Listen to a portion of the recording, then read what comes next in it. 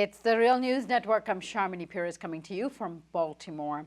A coalition of Shia militia known as Popular Mobilization and the Iraqi Army stormed into the southern edge of Fallujah under U.S. air support on Monday. They were launching a direct assault to retake one of the main strongholds of the Islamic State. The battle over Fallujah has evolved into yet another example of how the United States and Iran must work together as their interests converge. But they also clash at the same time. A top Iranian spy master, Qasem Soleimani, has been heading up the operation for the Iranians. There's also a growing skepticism among Sunni lawmakers who have accused the Shia coalition of using excessive force against civilians in towns that are predominantly Sunni. Now joining me to analyze the situation is Patrick Coburn. He is the Middle East correspondent for The Independent, and he's joining us from Iraq. Thank you so much for joining us, Patrick. Thank you. So, Patrick, U.S. and Iranian interests are aligned in Iraq in as both nations are trying to defeat ISIS here. But it's also introducing a lot of worry for people who are concerned that this will fuel sectarianism. Is that the case? Yeah, I mean, Iran and the U.S. are mostly rivals in Iraq, and occasionally they have parallel policies. In this case, they're both against Islamic State. But neither wants the other to win a victory against Islamic State. And they both have their own proxies inside Iraq.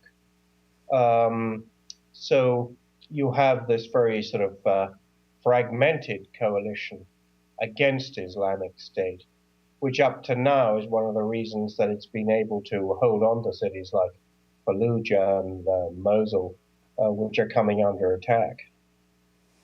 And the Iraqi army is also involved here.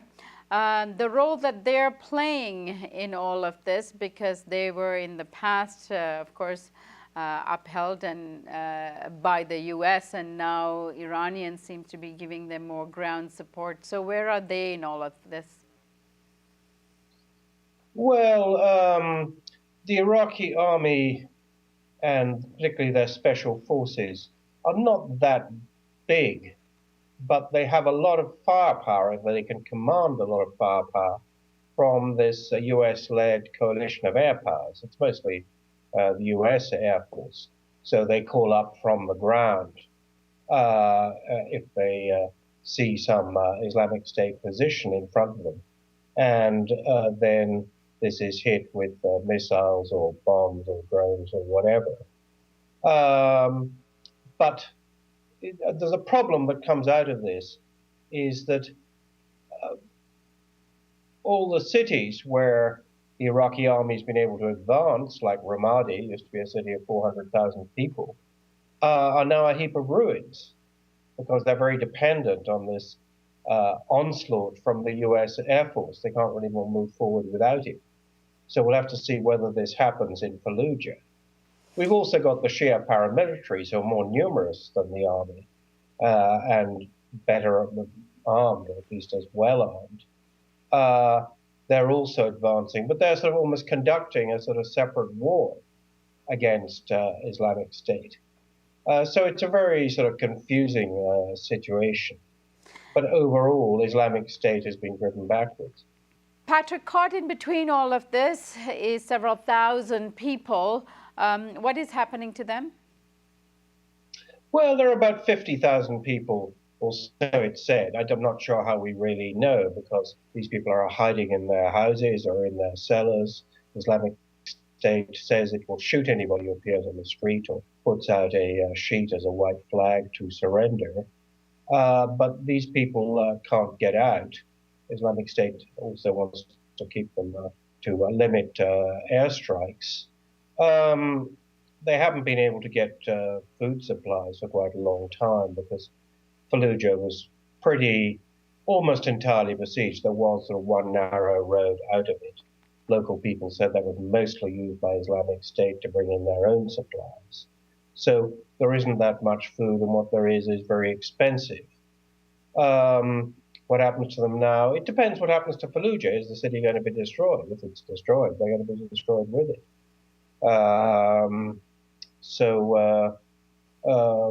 At the moment, although the Iraqi army, the special forces, the Shia paramilitaries are sort of moving against the city, they're still in its outskirts. They haven't really gone into the heavily built up, heavily populated city center. And of course, this brings to light the relationship between Iran and the U.S. converging in Iraq. But will this spread over to the region and into Syria?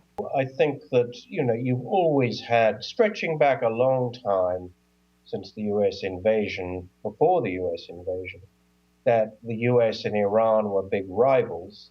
On the other hand, they did have similar enemies. The Iranians hated Saddam Hussein. They fought a long war against him. So they were pleased when the US got rid of him. But they were also rivals with the US. And that remains true to this day.